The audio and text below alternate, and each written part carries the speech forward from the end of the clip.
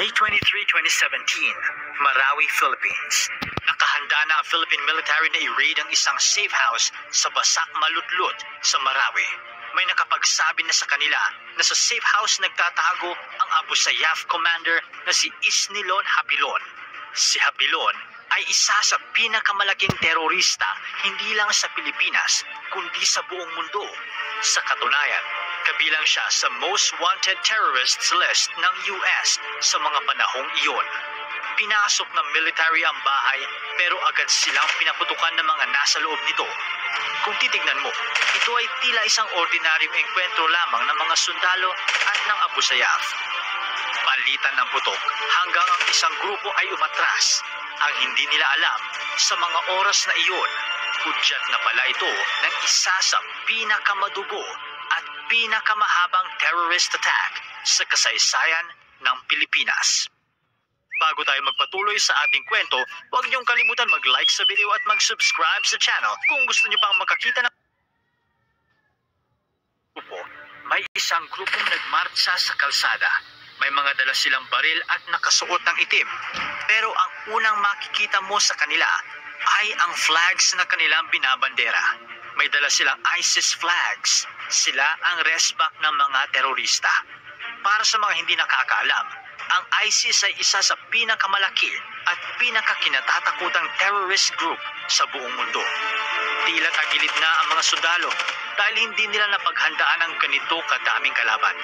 Napilitan silang umatras sa kanilang kampo. Pagkatapos ng araw na iyon, kontrolado na ng mga terorista ang malaking parte ng syudad. Kinabukasan, agad nagdeklara ng martial law si President Duterte. Ayon sa speech na binigay ng presidente, matagal na siyang natatakot sa pagdating ng ISIS sa Pilipinas. At ngayon ay nangyari na ang kanyang kinatatakutan.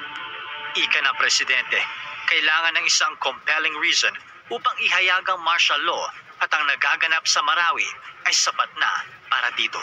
Nakatulong din sa kanyang desisyon ang pagkamatay ng malabang chief of police na nagpunta sa Marawi.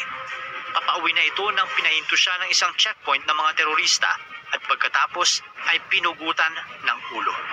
Dagdag ng presidente, hindi niya alam ang mga nangyayari sa Marawi, kaya sa mga pulis at sundalo nakadepende ang kanyang desisyon. Kung sasabihin na ng mga sundalo na payapa na ang Marawi, saka niya tatapusin ang martial law. Bago tayo magpatuloy, kilalanin muna natin ang grupong nakaharap ng mga sundalo, ang Maute Group. Ang Maute Group ay isang radical Islamist group na itinayo ng magkapatid na Omar at Abdullah Maute. Galing ang dalawa sa isang mayaman at may impluwensyang pamilya sa bayan ng Butig. Nakapag-aral ang dalawa sa Middle East kung saan mas na-develop ang kanilang pagiging extremists.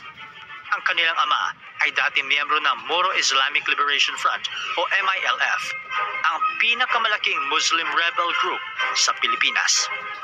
Nang pumasok sa peace talks ang MILF at pumayag na magkaroon ng New Bangsamoro Region kung saan mas lalaki pa ang kanilang kontrol sa kanilang sariling lupa, umalis sa grupo ang mga Maute.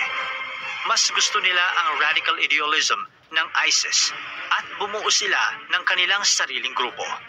Sa Butig nagsimula ang Maute Group hanggang sa umabot sila sa Marawi. Ginagawa nila ito upang mapansin ng ISIS.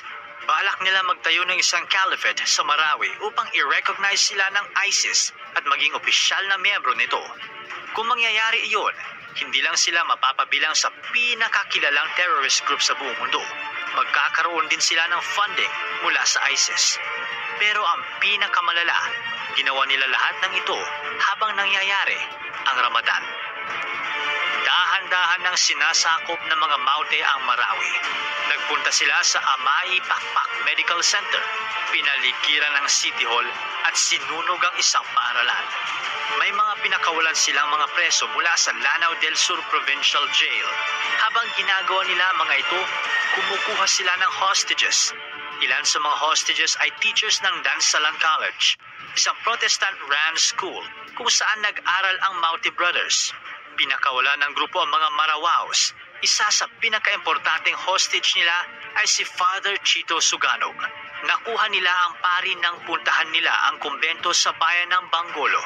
Sa mga oras na iyon, naghahanda ang mga tao ng Banggolo para sa darating na fiesta, kaya madali lang silang naging target ng mga terorista. Ayon sa isa sa mga hostages, pinapasok sila sa isang malaking van at inikot-ikot sa Marawi bago pa dinala sa kampo ng mga terorista. Sa mga sumunod na araw, nagsimula nang mag-alisa ng mga residente ng Marawi at ng mga kalapit na bayan. Sa loob ng isang buwan, mahigit sa 300,000 katao ang umalis sa kanilang tahanan dahil sa pag-atake ng mga Maute. May ilan din na natrap sa kanilang mga bahay dahil sa takot na lumabas. Dahil dito, gumawa ang ilang mga residente ng isang rescue group upang tulungan ang kanilang mga kapitbahay. Inisa-isa nila ang mga bahay upang makita kung may mga tao bang pwede nilang tulungan. Gayunpaman, may ilang mga bahay pa rin na hindi mapuntahan ng mga rescuers. Yan ang mga bahay na nasa gitna ng war zone. Isang mag-asawa ang natrap sa kanilang bahay sa loob ng 5 linggo. Nang maubos ang tubig sa kanilang bahay, uminom na lang sila ng tubig ulan. Hindi rin sila makatulog dahil sa mga putok ng baril at ingay ng airstrikes. Nang lumabas na sila, marami silang nakita na bangkay sa kalsada. Umabante lang sila ng umabante hanggang sa makarating sila sa isang bridge at ma-rescue ng mga sundalo. Halos parehas din dito ang naranasan ni Anisa Mocado. Nakatira siya sa ICOM at hindi na nakalikas nang magsimula ang labanan. Isang araw, naglakas loob siya at 2 pang kasamahan na lumabas at humingi ng tulong. Ayon kay Anisa, maingat silang tumitingin sa paligid at sakalang tatakbo kung wala silang nakita mga terorista. Pa-zigzag din ang takbo nila upang mahirap silang tamaan kung babarilin man sila ng mga kalaban. Kapag nakarinig sila ng motor o anumang sasakyan, nagtatago sila sa mga nadadaanan nilang bahay sa takot na ang mga Maute ang makahuli sa kanila. Nagtatago din sila kapag nakakarinig sila ng ingay mula sa helicopter. Ito lang ang kanilang ginawa hanggang sa dumating sila sa Banggolo Bridge at nakita ang mga sundalo. Agad silang sumigaw at humingi ng tulong at doon lang sila nailigtas. So ayan guys, naglaro ako ng werewolf. Okay, ako pa yung naging killer. Dahil tayo ang killer.